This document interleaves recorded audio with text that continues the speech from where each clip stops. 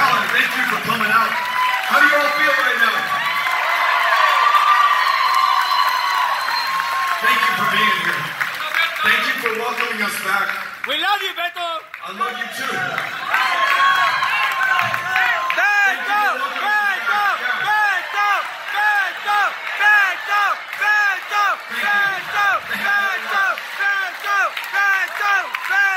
This is our 6th visit to McAllen. We've been to the Rio Grande Valley many more times. That's right. But the 6th time that we've been able to have a meeting with those that we want to serve, that we want to represent, that we want to listen to, that we want to better understand, so that we can deliver for McAllen and the Rio Grande Valley in the United States Senate. So that this community, which does so much for this country, any way that you want to measure, whether it is hundreds of billions of dollars in trade that are facilitated at the ports of entry, whether it's the fact that for countless generations of Americans, the first U.S. soil that they set foot on was right here in this community, whether it's the fact that so many veterans who have put their lives on the line in the United States of America called McAllen or the Rio Grande Valley home before they went on a half a in this country to bear the battle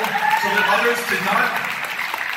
McAllen, the Rio Grande Valley, the U.S.-Mexico border, in so many ways for me, is the center of the universe. And the intense, fierce pride that I feel in this community today is going to make the difference not just in this election, but in making sure that we deliver on the very high expectations that we have set for one another. High expectations that, frankly, as a lifelong fronterizo, somebody born and raised in El Paso, connected to Ciudad Juárez, forming the largest binational community anywhere in this hemisphere, perhaps the world, I did not feel growing up. We were a place that all too often apologized for itself.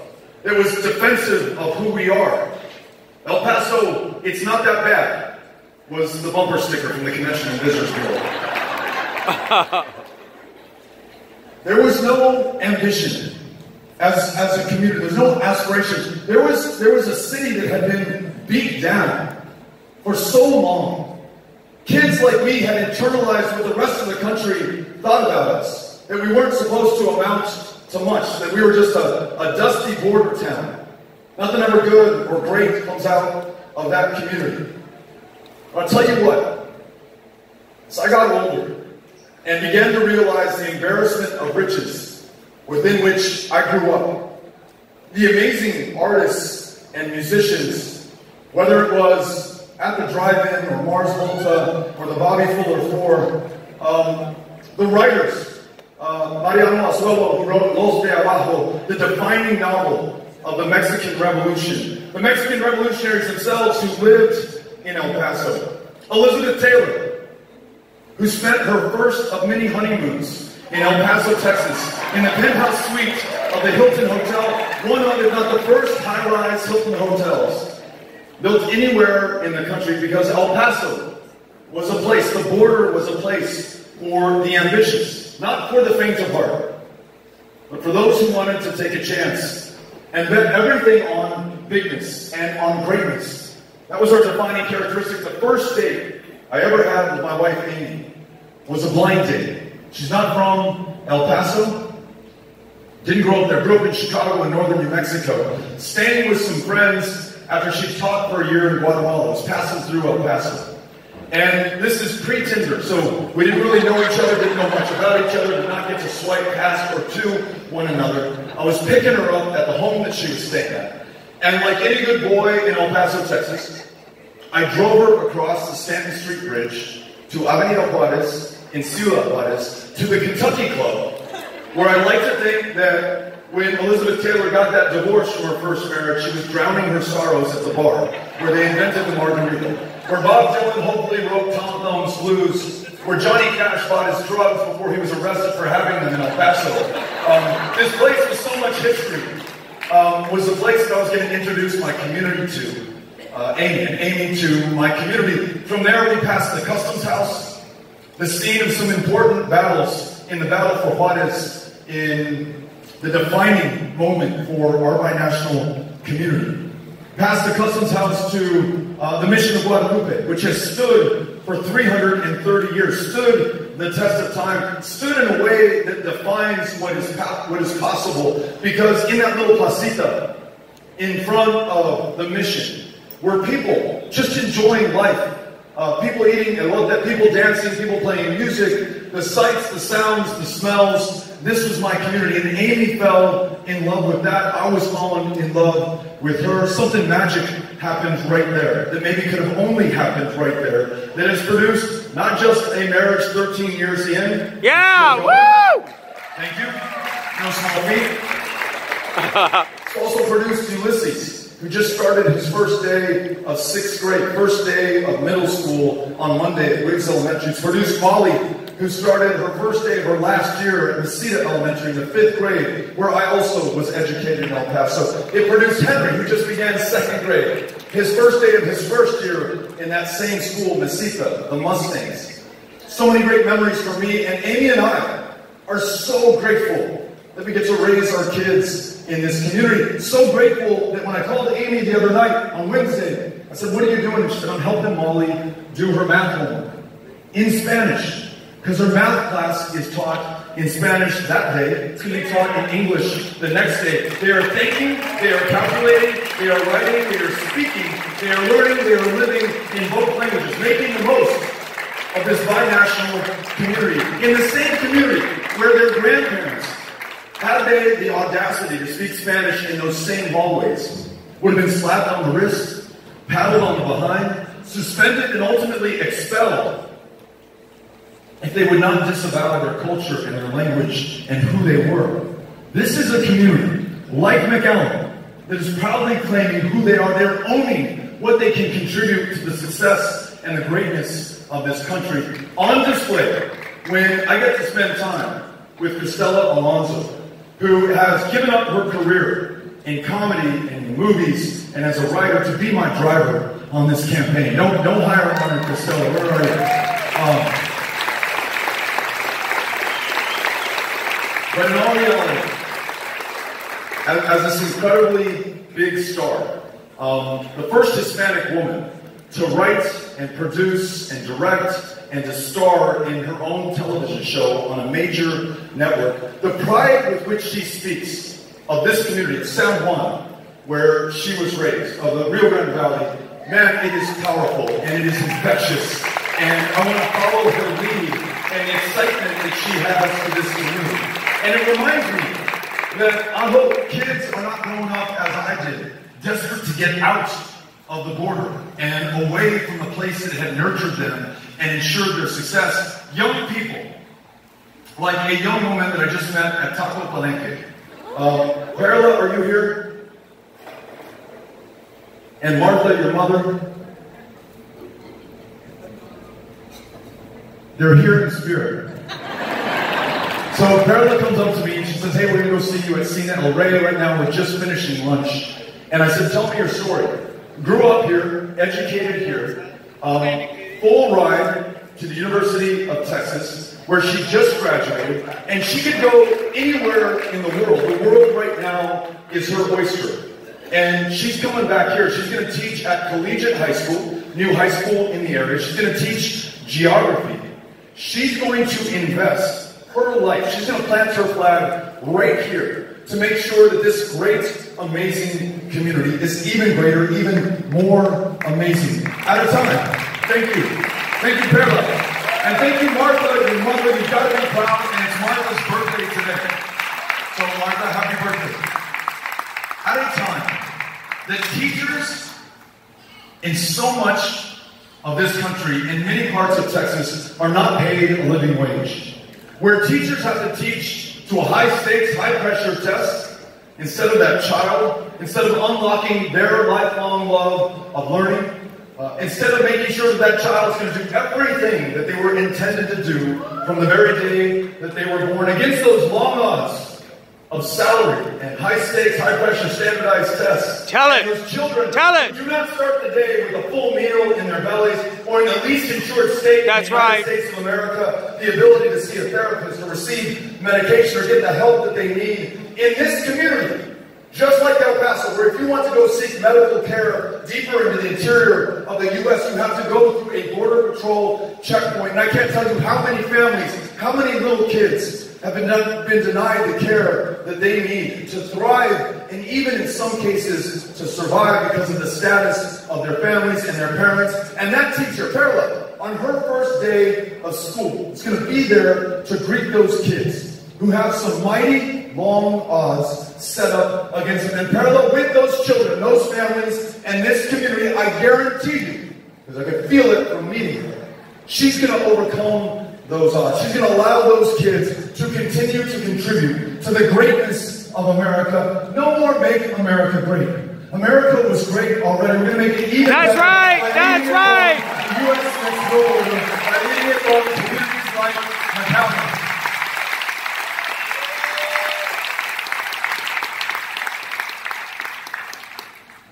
This is a community, like so many in Texas, that should be at the forefront of the conversation about immigration, about asylum, about how we treat our fellow human beings. This is the community that I visited in the first week of President Trump's zero-tolerance policy. And the translation for zero tolerance meant you've taken your little baby into your arms. You've traveled perhaps 2,000 miles fleeing Guatemala and El Salvador and Honduras, the deadliest countries in this hemisphere, perhaps on the face of the planet. Doing what so many countless generations did before this one, before yours. Coming to a place that has welcomed refugees and asylum seekers and immigrants the world over, the very foundation of our greatness. And just as you thought that you had reached safety and salvation and asylum and refuge, to have that little girl literally taken from you, maybe even torn from your breast. That little girl who is counting on you for everything that she's got and all that you are worth. To be in the McAllen Border Patrol Station, in the busiest Border Patrol sector in the United States of America, and to meet a young woman with her 7-year-old daughter who had just survived that journey.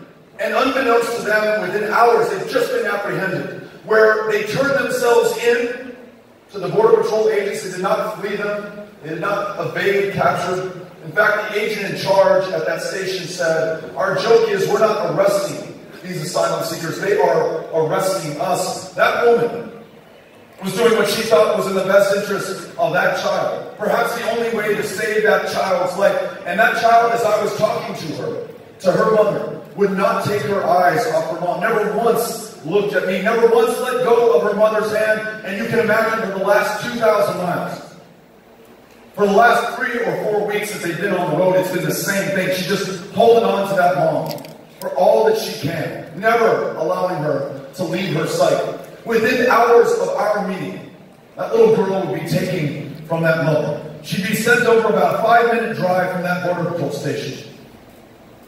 She and other children sleeping on polished concrete floors, on mattresses 4 or 5 inches thick, with mylar tinfoil blankets over them. With the lights on a lot of the time, if not in some cases, all of the time. And that was months ago, and now, months later, there are children, hundreds of them, scattered throughout the 50 states of the United States, living in foster homes, perhaps, if they're lucky, in other cases, in a tent encampment in the desert, right outside of El Paso in Tornillo, Texas. That's knowing not when, or even if, they're going to see that mother who risked everything, who risked her life to bring them to a better place. And for those of you who have seen these reunited families, when they're lucky enough to see one another again, you know that we are doing lasting damage and torture to these kids. Seeing a 7-year-old girl in El Paso at Annunciation House, in the Loretto Chapel, who is seeing her mother for the first time in months, and instead of joy, instead of tears of happiness coming down her face, there is nothing. Absolutely vacant look. And I can only imagine what that little girl has suffered and the pain that she has felt, her heart ripped open. And she's never going to allow herself to feel that pain again. She's never going to love that way again if she can help it. God willing, and with our help, maybe they can get to a therapist or a counselor who can begin to make it better. But remember this, though we, the people of the border, leading the way, and those who followed our lead throughout Texas and the country made sure that we brought the public pressure that forms the political will necessary to get this administration to stop taking kids from their parents. Yes, We've yes. got to keep that up so that every single one of those children is reunited with every single Yes, parent yes. who all to bring them here. We can do this. Are you with me, McAllen? Yes, Let's be on this. yes, Let's make yes, it happen. yes. And let's replace that. And this idea of walls and militarizing the border with something positive that we can be for. We can be for those who are working the hardest jobs in this country, in this community, in this state.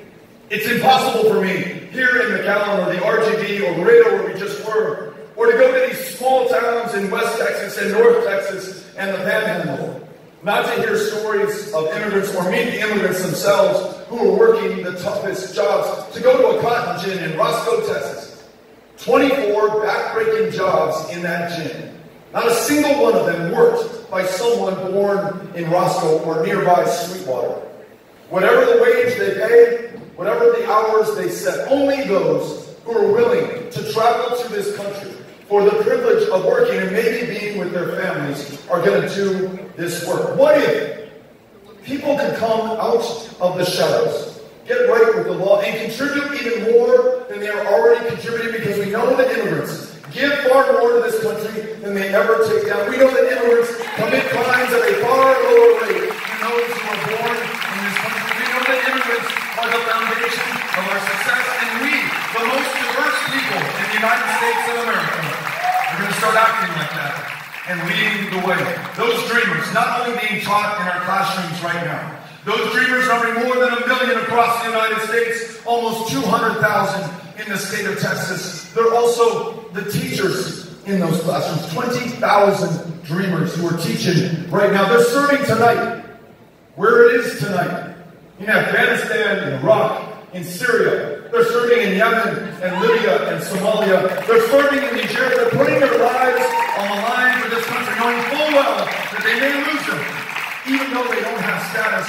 Frankly, if you ask me, those dreamers are every bit as American as anyone else in this country. They need to be made U.S. citizens today so that they can continue to contribute to their full potential and to our share of greatness.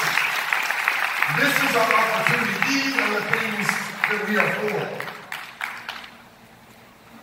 If we're going to achieve our potential, if we're going to be that big, bold people that we know we are, if we're going to be a counter to the meanness and the smallness and the pettiness and the paranoia, the hatred and the bigotry and the racism that defines so much of the national conversation today, it's going to inherently require that we decide that we're going to do this together. You cannot be too much of a Republican to be part of this campaign. You can't be too much of a Democrat. You cannot be too independent. You cannot be too much of a non-voter, because you've given up on an electoral process in a state that ranks 49th in turnout, not by accident, but by design, on purpose, because we have gerrymandered people out of their congressional districts by their race and their ethnicity. We've diminished votes and voices.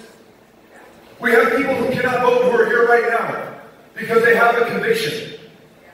They're still on parole. They're not eligible yet to vote. We have people who are here right now because they don't have status in this country that allows them to vote. Whoever you are, you're in the right place. We're going to do these big things together. We will allow no small difference of party or race or ethnicity, who we love, who we pray to, how long we've been here, whether we just got here last night. We are together right now, and we are destined for greatness. And greatness means this state, the least insured in the country, where the #1 provider of mental health care services today is the county jail system today, is going to be the state that leads the way on universal, guaranteed, high quality. Yes, yes, yes, yeah. Wherever you are, to make sure that you're well enough to finish that education, to work that job, to start that business, to hire your fellow Texans, to raise your family, to create art, just to live your life. Earlier this year, we were at a meeting like this in Laredo, and a young man came up to me. And he said, I'm 29 years old. I've never had insurance. I've never had health care in my life. I did get to go see a doctor at a community health care center once. And that doctor diagnosed me with diabetes. I'm 29 years old. I already have glaucoma. I've got no treatment, no medication, no hope. That same doctor told me I would be dead by the age of 40. Who in the hell are we? In the wealthiest, the most powerful country on the face of the planet, the same country whose taxpayers, all of us, invested in the research and development that produced the cures and the medications that are now the most expensive of any country on the planet today, to allow that young man to die, or the school teacher who had health insurance and had health care, but didn't have $119 for her copay for her flu medication to die. Who are we not to allow every single one of us to lead the lives that we were intended to lead, to do the great things that we were intended to do, to allow our genius to make the lives of everyone around us better? They and the rest of this country will not see it coming from us when we lead the way on healthcare. Universal health care. That means every single one of us mental health care, so that we're no longer filling up our county jails of those who get arrested because they're schizophrenic. Women's health care. In a state that has closed down more than half of its family planning clinics, making it that much harder for a woman to get a cervical cancer screening, see a family planning provider, see a provider of any kind, make her own choices and decisions about her own body. Healthcare means healthcare for everyone, every single one of us.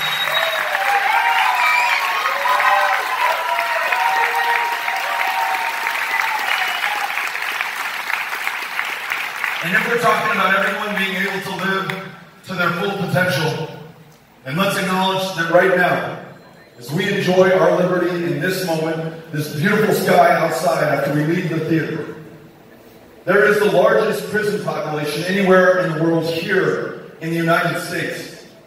A prison population which begins in kindergarten classrooms, in communities like this one, where some children, because of their race or their ethnicity, are 4 to 5 times more likely to be suspended or expelled or disciplined.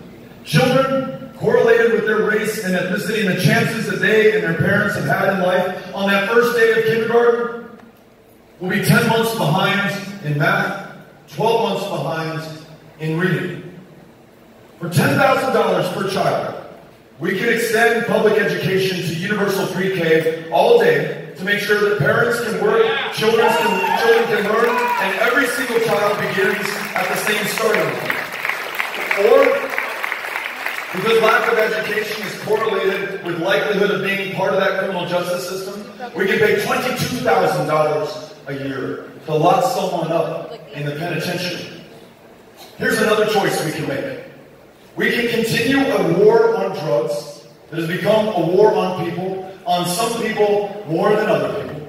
A war on drugs is, in some cases, in some communities, in far too much of America, produced a new Jim Crow, where people who are arrested for marijuana possession, more likely than not, they will be brown or they will be black, even though all people of all races use illegal drugs at roughly the same rate.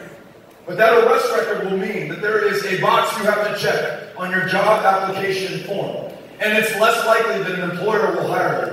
You're going to have a harder time qualifying for those student loans or those grants or those scholarships that Perla was awarded, and which she's been able to do something with that she's bringing back to this community.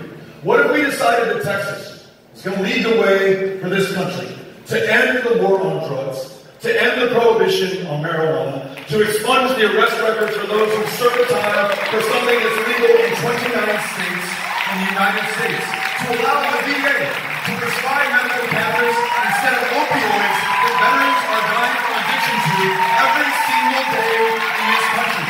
I want Texas to lead the way on the big things that we can be for, so that all of us can lead the lives that we're supposed to lead.